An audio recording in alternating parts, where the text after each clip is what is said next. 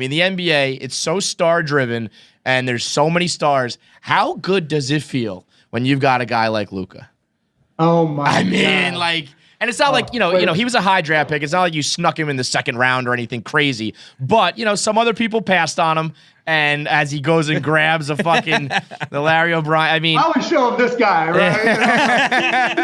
I want a whole bunch more of these. I want us to catch up to all these other guys. He is so unbelievable to know that it's just like, yep, we chose right, and we've got him for the next, 15 to 20. That has got to feel with good. The technology and the medicine today, I mean, 25. Just a little bit of luck. Yeah. He can play for a long time. Yeah. I mean, that's a guy like you would do absolutely anything to make sure he doesn't go anywhere, right? Yeah. If there was no salary cap, how much would you pay Luka? Everything I could. Yeah. If he said to you, I want $75 million a year, would you give it to him? Probably, unless there was some crazy reason why I couldn't, right?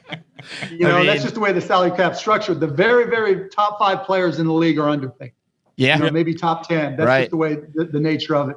But you know what makes it work isn't just his talent. He's just such a good guy, man. Mm-hmm. Such a good, down-to-earth guy that appreciates everything he's gotten and knows he's got to bust his ass to keep up, and to stay ahead. And he's just hysterical.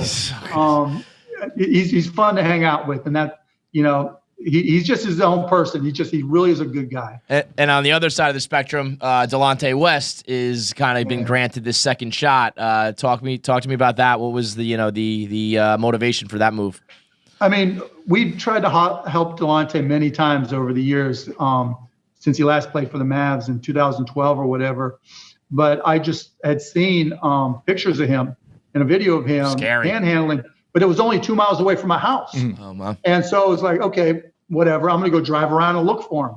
And I couldn't find him. And then I'd been trying to reach his mom, and mom called me back and said, Delonte is going to try to reach you. And he did. And I said, D West, tell me where you're at. Don't move. And that's when I went to pick him up and took him to a hotel. And his mom came, and we got him into rehab in Florida, and now he's doing well. Now, I'll break some news. Like, you saw the one picture I posted. They sent me a picture this morning of him skydiving. Skydiving. Good. Dude, we just saved your life last week. Come on, Delonte. Stay in a bubble, man.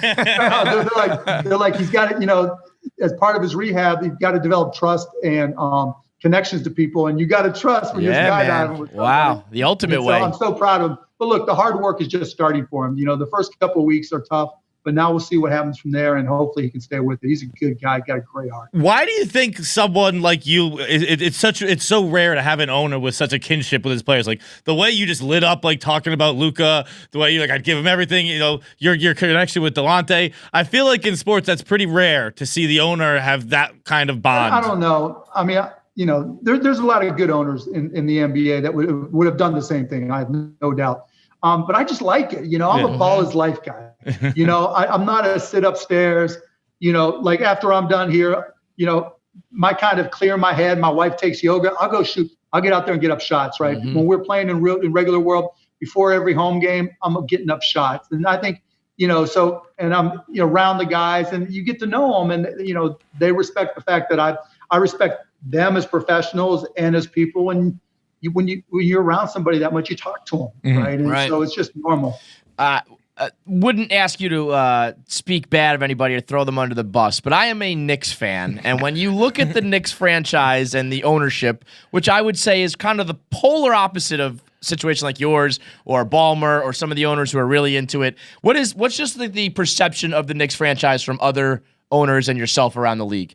Look, I like Jimmy Dolan. I mean, he's always really cool to me, straight up, And look, he made, you can argue about different moves, but bringing on Leon Rose was super smart. Mm-hmm. I mean, Leon Rose is one of the best in the business. In order to be successful in the NBA when he was an agent, you had to go through Leon Rose.